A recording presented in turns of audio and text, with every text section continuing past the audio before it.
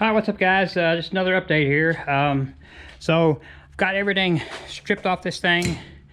I mean, I've left the lines here on the power steering pump just to keep, I mean, the power steering lines into the steering box. I left that on there, keep it clean. I don't have anything to put in its place. Everything looks good up here all the way. Everything was covered on the cab looks real good. Just need to be cleaned up. I'm not going to worry about painting it. It doesn't need it. It looks like it had undercoating on it. It's just back here on where the bed sat that I've got a lot of rust. So that's going to take a lot of work. Clean that up. I want to get this exhaust off here, but I'm running out of time. So I have a load for tomorrow.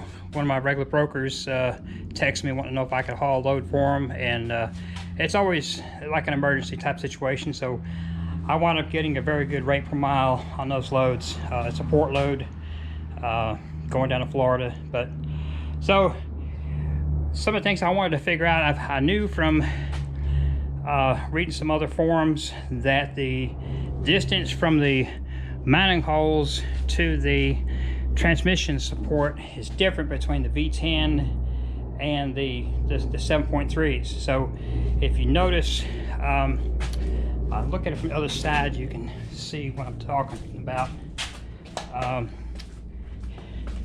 So you see this V right here? That's what holds the nuts for the bolts that holds this cross member on. So see this hole, and this hole, this is where the 7.3 has to be mounted. This is where the V10 has to be mounted. So I'll be moving this cross member back 2 5/8. That's the distance. Here you see that looks like a W. So on that side there, we're using 3 holes, and then on this, then we move this back. So I'll be moving it from here to here. So that's 2 5/8. So the drive line is flexible behind the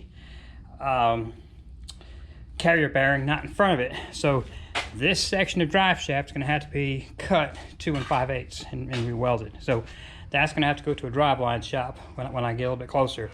I'm not doing that until I've got that motor and transmission in there and get another measurement. But I mean, it's going to be that 2 5/8. The front, I don't think I need to worry about it. I mean, it's just, I think I can get away with sliding it out a little bit. Right now, there's no weight on that front end, so the length with it in that position would be the longest. If you went airborne, it's not gonna, that drive shaft's not gonna pull out any further, so that one will probably be okay. Not like I'm going four-wheeling with the thing anyway. So what I'm getting ready to do, I've already got my cab hoisted back up in the air. I'm rolling this thing back up underneath the cab, set the cab back down on it, because I've seen everything I need to see that's underneath the cab. There's nothing really else I need to see.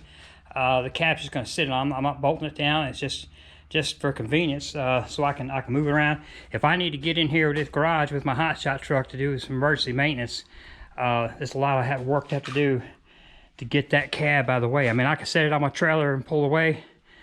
I mean, I'm just going to put it here on this frame. I mean, I've seen what I needed to see. The front of this thing all looks good. I mean, yeah, some sorry ass maintenance people. I mean, look at this. Whoever changed this, had this caliper off, they twisted it. That's I probably need to replace that flex line there. It may be damaged from being twisted like that.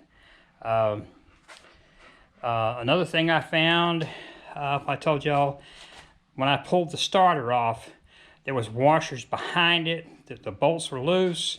Of course, the transmission was about falling out. All the bolts were loose. It's pitiful.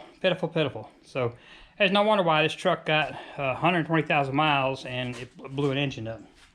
I mean, no great surprise there. So I got the hydraulic tank off. It feels like it's about full. It's real heavy. I've got to find a place to stick it, and the hydraulic unit, I don't want it to get messed up. Got the transmission out of the way over there, and the manual transfer case, which is what I needed. Now I don't have to worry about rebuilding and converting an automatic one to the manual. I've already got one. So like I said, a lot of work here in the back end to clean it up, get it cleaned up and painted. But like I said, the cab, so I've got to take the cab, I need to pull the dashboard out, the wiring harness out, and all that will have to be redone with a wiring harness and dashboard is compatible with 7.3. So I've got 2 to choose from. I want the wiring harness at least to be one that has electric windows.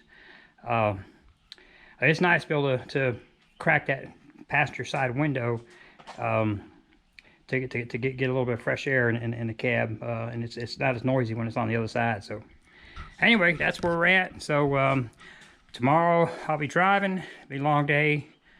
It's only 92 miles of loaded miles, but I'm gonna have to drive like 580 some odd miles to do it. So, but it's paying well enough to cover all that. So, I mean, I set the rate so on this one. So anyway, that's where we're at. Gonna get this thing put on there. I gotta clean my trailer off. I gotta get my trailer and hot shot truck ready for tomorrow, and so that's gonna take me out for the rest of the day. So I'll catch y'all later. Take care now.